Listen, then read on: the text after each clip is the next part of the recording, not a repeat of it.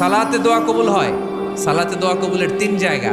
একটা হচ্ছে তাকবীরে তাহরিমার পরে আমরা সানা পড়ি না, আমরা তো একটা পড়ি, আল্লাহর হাবিব সুন্নাহ এবং নফল নামাজে আরো পড়তেন সানা, ওই দোয়া কবুল হয়। দুই নম্বর জায়গা সালাতে সেজদায় পড়ে দোয়া করলে কবুল হয়। আকরাবু মা ইয়াকুনুল আবদু মির রাব্বিহি ওয়া হুয়া সাজিদ ফাকসিরু ফীহি দুআ। বান্দা যখন সেজদায় লুটিয়ে পড়ে বান্দা আল্লাহর সবচেয়ে কাছে চলে যায়। তা কিন্তু বিশ্বনবী বলে সেজদাটা তোমার রবের কুদরতি পায়ের উপরে পড়েছে। সেজদায় পড়ে দোয়া করেন। সালাম ফিরানোর আগে বিশ্বনবী দোয়া করতেন, লা ইউসাল্লিমান্না আহাদুকুম হাত্তা ইয়াতাআওয়াযা মিন আরবা'a।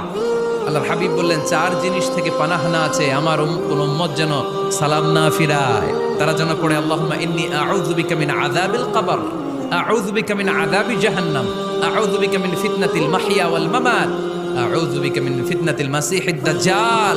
আল্লাহ কবরের আযাব থেকে বাঁচাও, আল্লাহ জাহান্নামের আগুন থেকে বাঁচাও, আল্লাহ জীবন